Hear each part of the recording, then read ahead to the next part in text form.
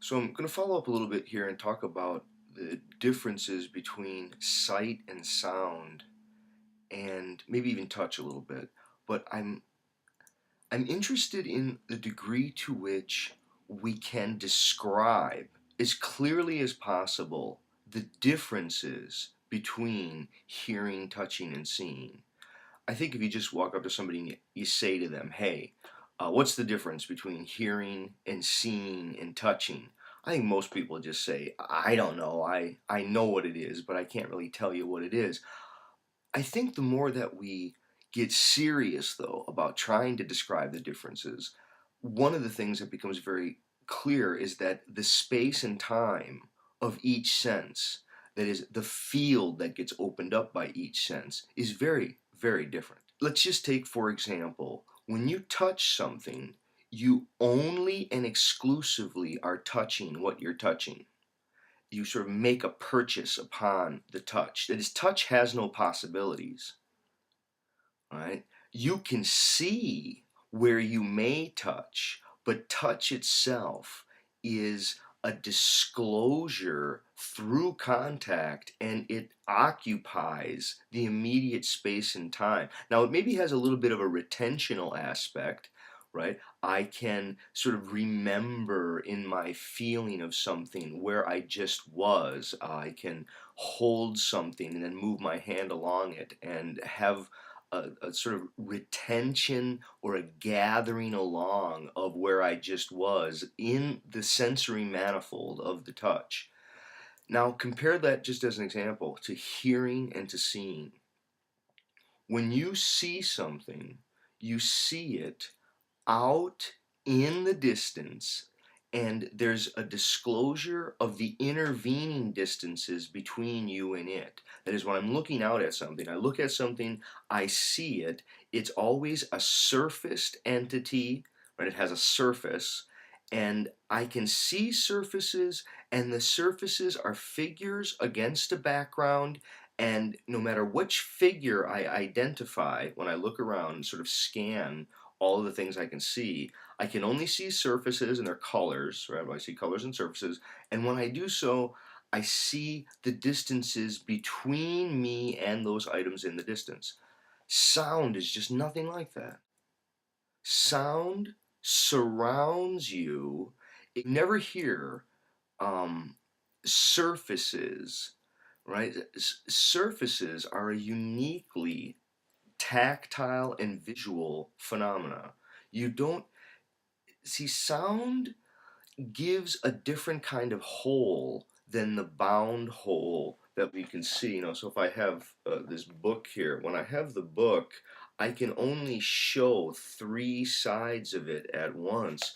But an acoustical whole, I can never hold still and rotate a perspective on it. I mean, isn't it odd what an acoustical whole is?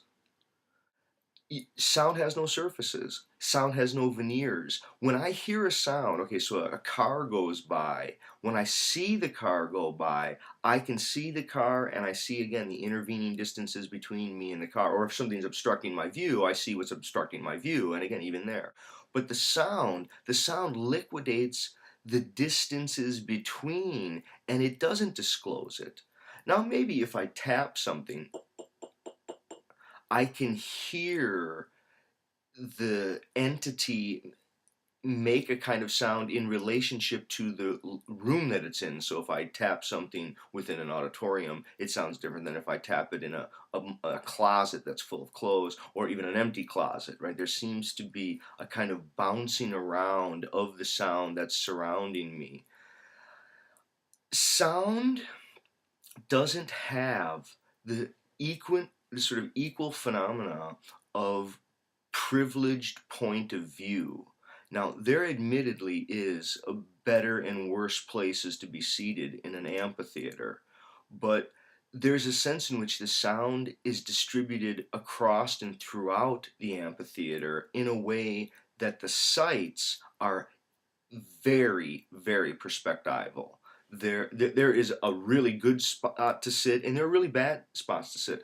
I think I shot this on another video many months ago, but I was at a comedy club one time, and a woman was carrying drinks, walking in front of me as they were announcing people to turn off their cell phones and for people to be quiet because they were going to disrupt the show if they would talk. And it was funny how those two phenomena were going on at the exact same time. And so this waitress was blocking my view, walking in front of me while they were giving that announcement. And I thought, wow, with sound, one person making a loud noise, so one person just there going, bah, it can wreck the show for everyone. But visually, you can only block really one or two people at a time. When Helen Keller was asked later in life, she was a person who, through a congenital illness, suddenly was left deaf and blind at a very young age. And wonderful case, brilliant woman. And she was asked if she could have either sense back, if you could either have sight or if you could have hearing, which would you take? And you know what she said? She said hearing. And when asked why hearing, she said that there is a kind of live, a liveliness to sound. Sound is always an evidence of activity or action or movement, whereas the eye opens to the lifeless and to the inert, to the dead, right? You can look at things, and even though they're wholly sitting still, they sort of maintain themselves. Whereas sound only registers change through, and it is changed through and through. It's evanescent. You can't hold a sound. It's part of its way. It's like if I move this pen, as I move the pen, sight gives a register of change, but it gives a register of change and permanence because I can see the pen remain unchanged as it changes location. Sound only gives change through and through. It's just radically change. Sound has no surfaces, no veneers. It's changed through and through. It doesn't really have a privileged point of view. It's collectivist, and no one can claim exclusive a sort of purchase upon it.